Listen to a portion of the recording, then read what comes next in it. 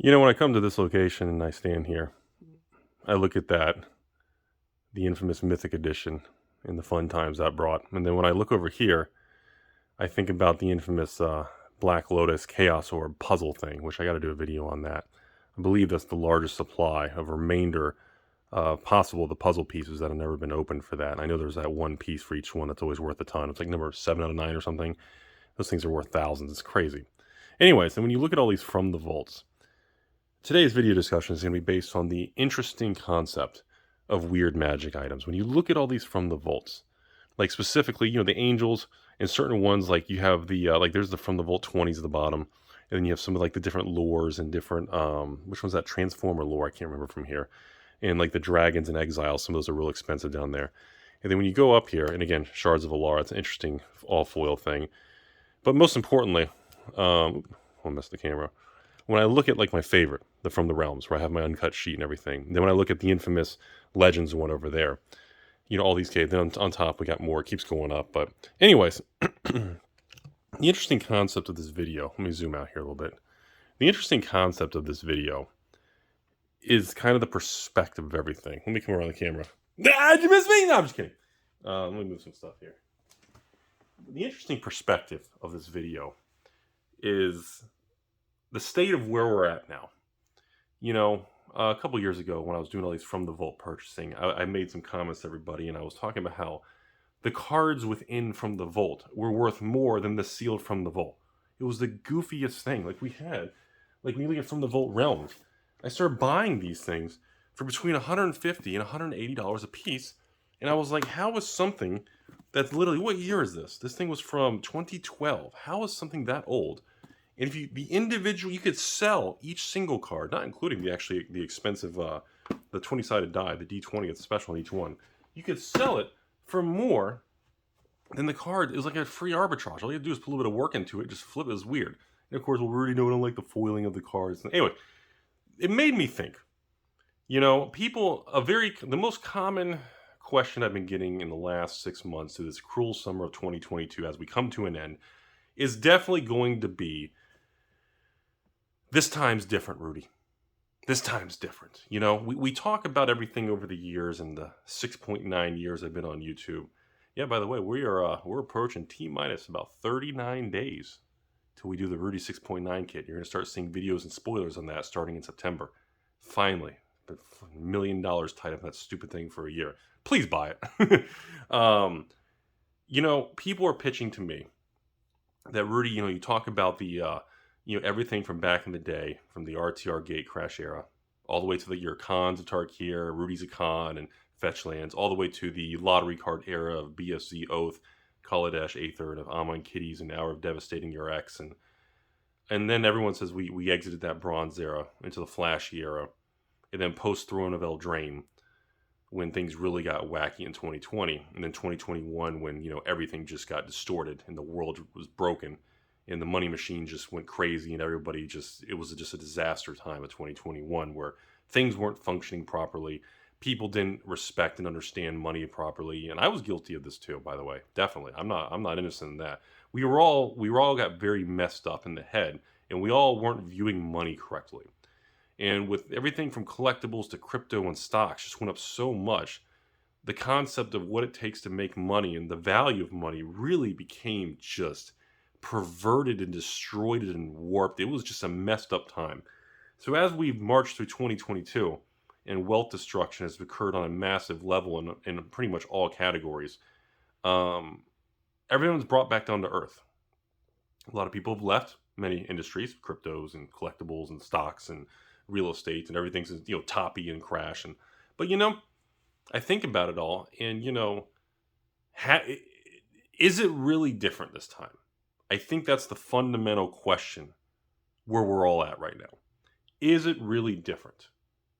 A couple years ago, where from the vaults were garbage, and I still love from the vault. It's a personal thing with me. And the market said it was garbage. The foiling's terrible. Nobody wants them. From the Vault Relics, which is not in this picture. You can't see it. I have these locked because these are too expensive. I have them locked up in a different spot. God, look at that packaging, man. Look at that packaging. Jesus. The argument right now is, I could argue to you all that nothing has changed. And some people will agree with me. Some people get angry and saying Rudy's trying to pump my ex and blah blah blah, rah, manipulator, all this. They'll get upset. I can argue that things are permanently different and things are never going to go up in value again, and I can set the narrative on whatever direction you want to hear. But I'm going to present both sides, and I'm going to let you all decide. So first, we're going to start with why things are different this time and why seal collecting and sealed boxes and everything's over with. And I'm going to present the Debbie Downer negative Ansi and why positive Penelope is tied up in the dungeon at 50 Shades of Grey, 50 Shades of Rudy. And I'm going to present that to you all. And the answer is we have more product than ever before. There are more releases than ever before. Print runs are just all over the place. There doesn't seem to be any tight and firm management of print runs in 2022. A lot of people have perverted and distorted reactions and understandings of what print runs should be because of 2021. They're saying, well, last year I don't want to show a downshift. I don't want to cut print runs and reduce revenue. So you have a lot of that where a lot of these companies are screwing up their print runs and the market is penalizing them.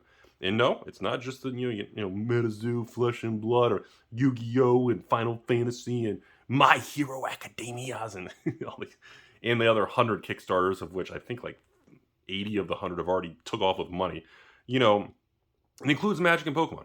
I could argue to you all that everything is just messed up. Everything today is never going to appreciate and move up in value, and the opportunity cost today of putting your money in collectibles is never going to perform like it did the last 10, 20 years of when Rudy made all his money and did his thing.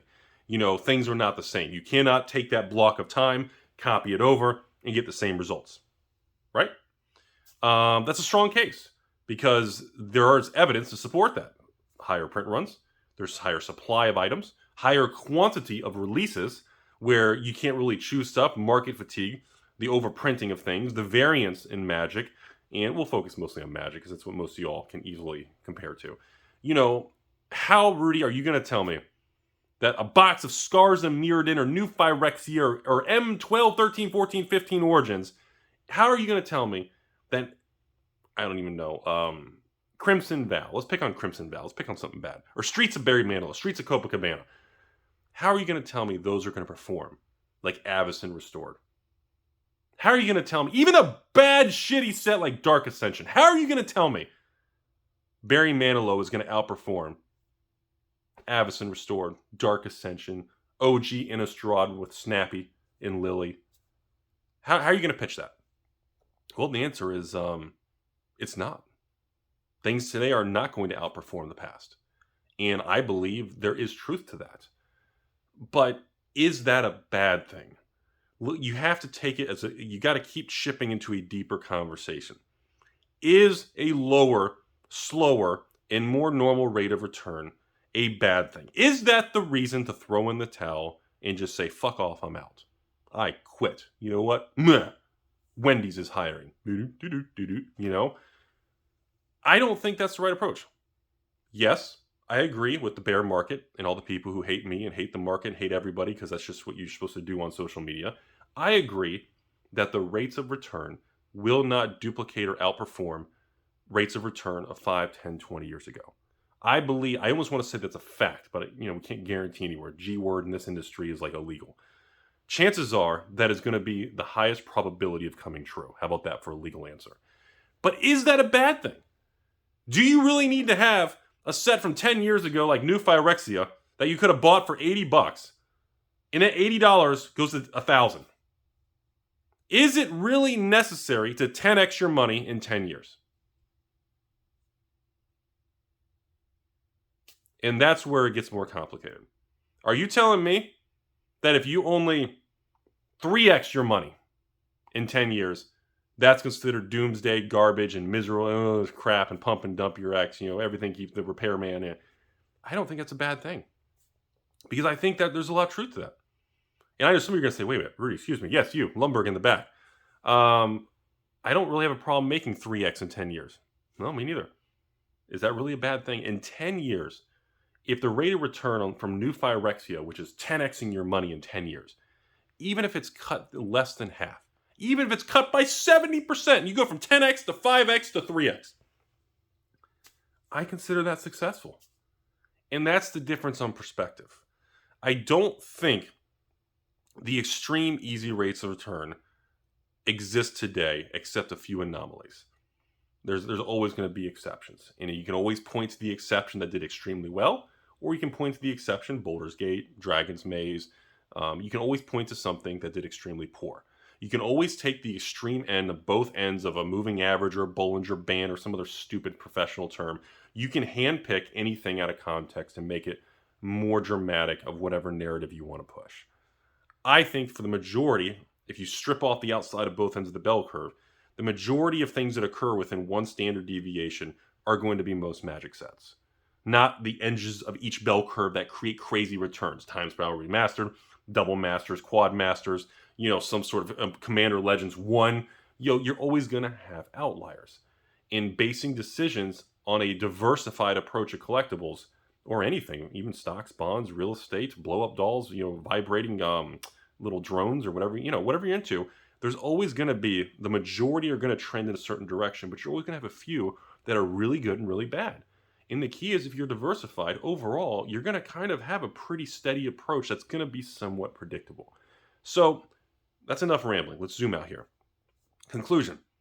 Bear market, negative, angry people are going to say there's no money to be made anymore. How is Wizards going to come out of this? How's it going to navigate? How's that? Well, the sun's going to come out tomorrow and Wizards will navigate out of it. If there's one thing I've learned about being in the world of cardboard my entire life is no matter how negative or bleak things look, the sun comes out tomorrow and somehow things move forward and somehow life works out. No matter what's going on with your personal life, your job, your family, sniffing other, your lover, your kids, your family, your car, your house, something, no matter how bleak or bad your day is, somehow, some way, life always works out. Now, in the moment, it can be very difficult to see the other side of that rainbow. It can be very foggy, a lot of market noise, can be a lot of giant Rudies eating tacos and sauce, and you can't see through all the crap. That happens. But again, the fundamental basics of collectibles, sealed product, is what we're focused on in this video, is still intact. But I think the expectations of the market are still coming down and resetting, which a lot of people are jumping off the ship saying it's not worth it anymore. And remember, no one ever claims that. I get messages all the time. Rudy, you think this collectible case of from the vault back here is going to outperform this rental house or the S&P or outperform Bitcoin? Fuck, I don't know. Why would you choose that to outperform that? Now, if you already have, Bitcoin, and you already have 10 rental houses, and you already have a bazillion single stocks and mutual funds, well, I think adding a piece of collectibles is a great way to diversify. Do I think it's going to beat everything? I'm sure there's going to be windows of time that I'm sure crypto, or I'm sure, the stock market, or I'm sure real estate, there's always going to be moments where certain segments of asset classes are outperform. And that's the reason wealthy people have shit everywhere. Because, they don't know. I don't know. You don't know. Your ex doesn't know. Your wife's boyfriend doesn't know. We all are just kind of along for the ride. But you have to put your chips in the game to be along for the ride. And I do believe we are in a time where the least amount of people across the United States and even the world are hoarding and collecting sealed product. I believe we are in a moment where it's lower now than possibly ever been in the 6.9 years I've been public with Alpha Investments on YouTube.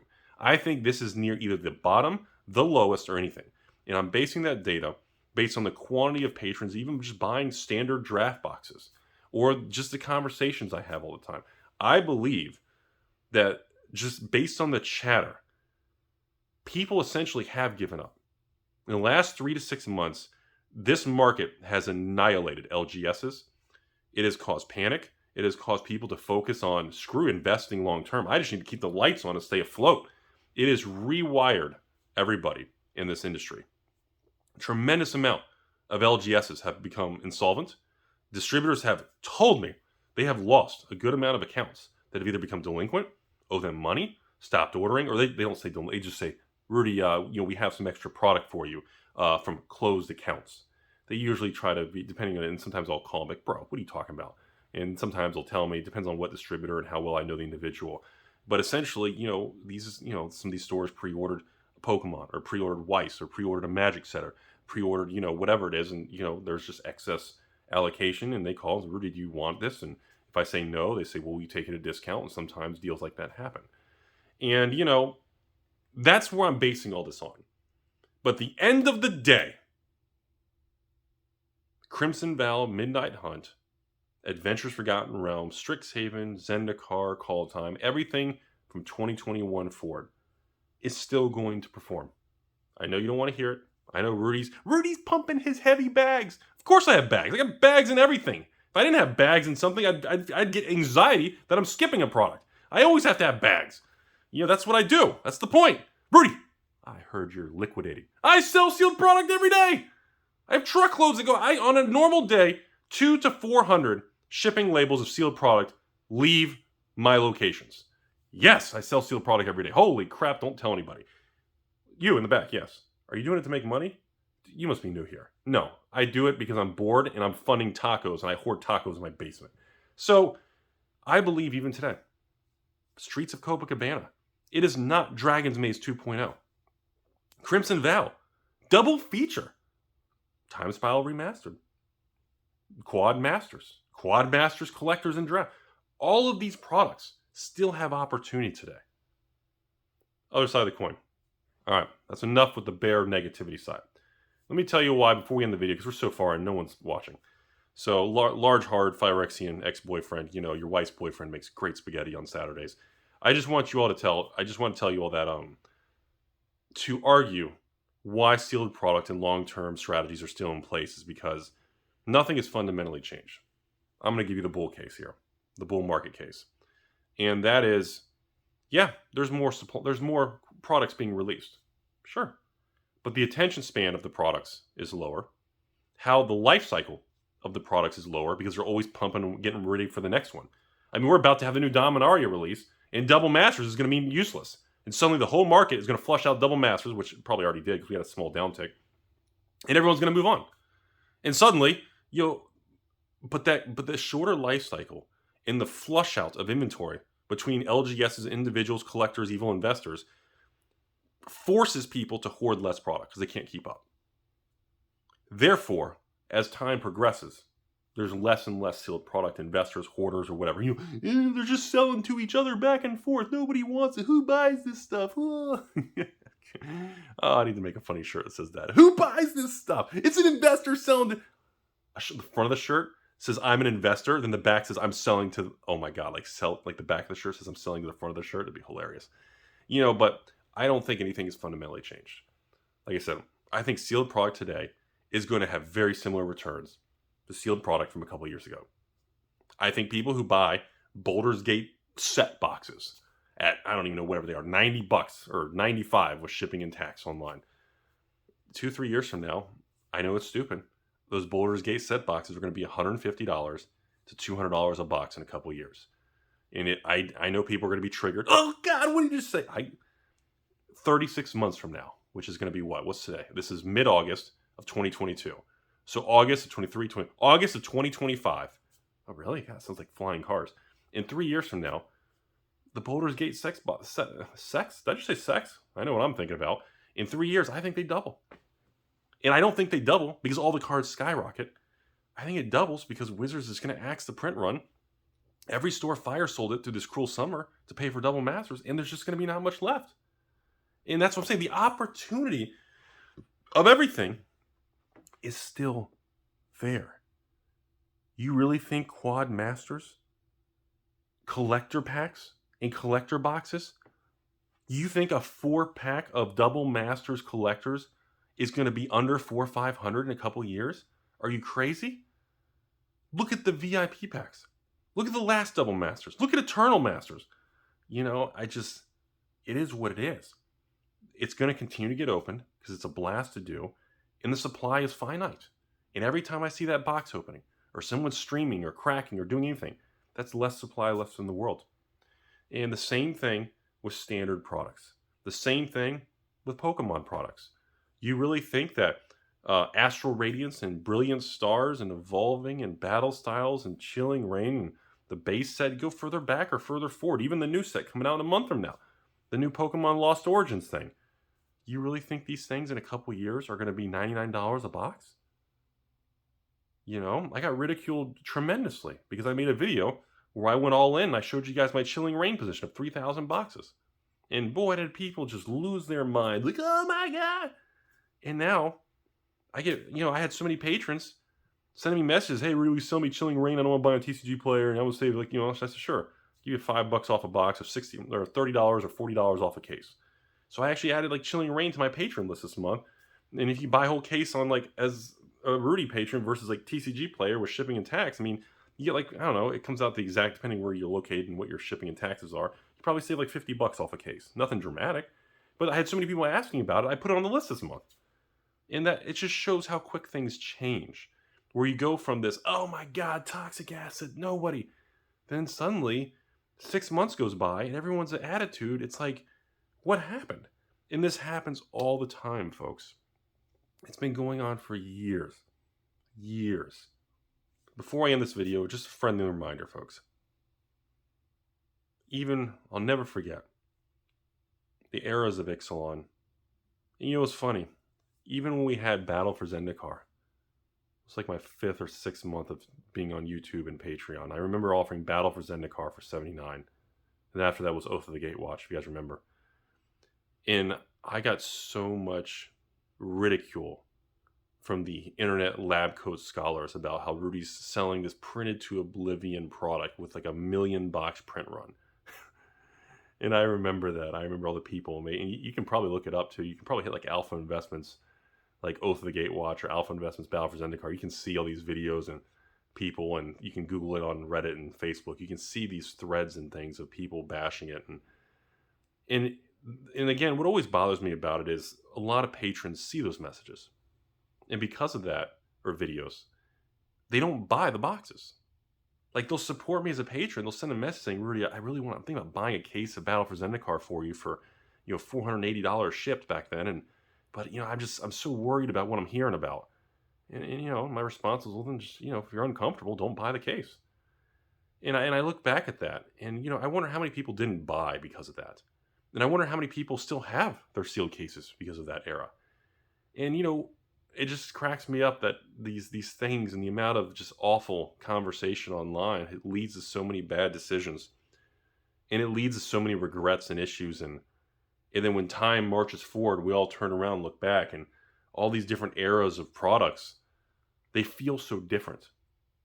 That's one of the biggest things I'm adamant about, where I like to discuss every release and every product and the swings in prices. I like to discuss the market movements so that people are aware of what's going on, because nobody remembers.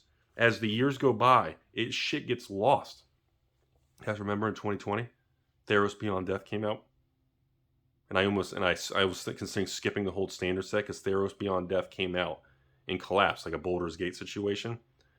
And everybody was panicking, this and that, and they were being fire sold the draft boxes, and so patrons didn't want to buy Theros from me for, at the time, I think those boxes were like $82 a box or something shipped from me. And patrons were upset because, like, Rudy, I saw a store, fire selling them for $69.99. And I was like, bro, you should probably buy those from that store, or give me the link and I'll buy from them.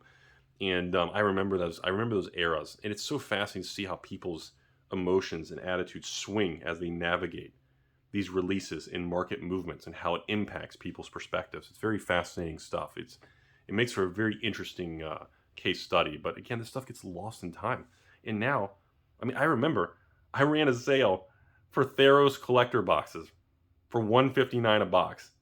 And I remember within 24 hours, people sending me screenshots of other YouTubers and social media posts of people making fun of my patrons and me for dumping hot garbage and scamming patrons for the Theros collectors. I'll never forget that. And the funny thing about that was it was so irritable because the patrons would send me messages and they would be upset. And I didn't know why people were getting upset. I was like, if you don't like the product, then just don't buy it. And I remember that stuff. And then I remember months later, many of those same patrons asking if I would allow them to buy a case of that product for the same $159, like 6, 9, 12 months later. And I was like, no. It's like, you had your opportunity. You're angry and emotional about it. And it's going to cost you financially. And I remember Theros being it came out, it crashed. And then it started doing really well. And then it went out of print, and now people look back at Theros Beyond Death. Because you guys remember when I was doing the box openings of Theros, we called it the Curse of Theros. It was like a joke because every time any product with the word Theros in it would collapse and do bad because of what happened with original Theros, Born of the Gambles and Journey and the Knicks. Remember that? So we thought the new Theros came out and it collapsed with the same thing. And everybody was negative. And now, like, it's just like, look at the prices.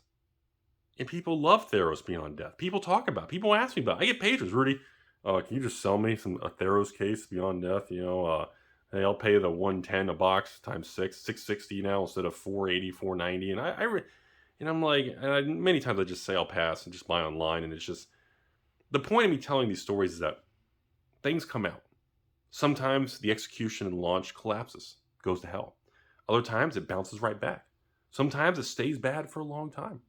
Conspiracy 2 Take the Crown came out, crashed, and just stumbled for 6, 9, 12 months. And they released multiple restock waves, like, God, late.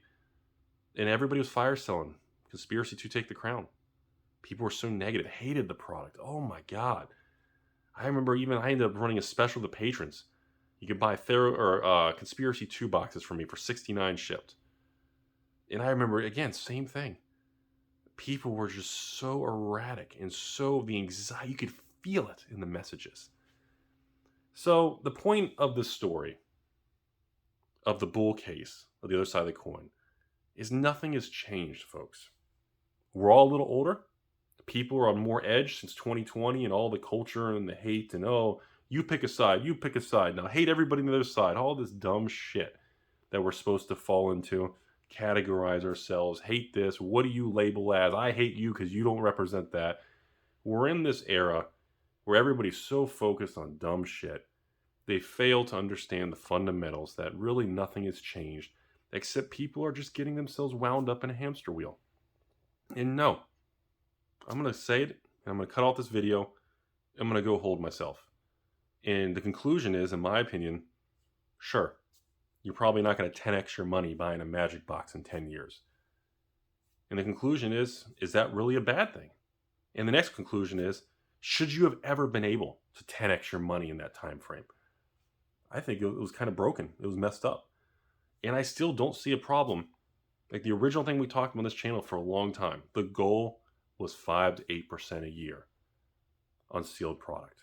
That was the original goal in all the videos from 2016 through 2018 that everybody's lost sight of because the money machine went burr. Well, the market's reset. Everybody's run for the hills. Everybody hates something. They're all gone. And essentially, the only people left are people who just truly like the collectibles. And usually people who have a passion for collectibles and they keep it and they wait long term, they're probably going to do pretty well because you're not going to have a lot of competition out there. This is a long video. Sorry, everybody. Have a beautiful day. Hope everybody learned something. Hope everyone learned. Wow, 28 minutes. Jeez.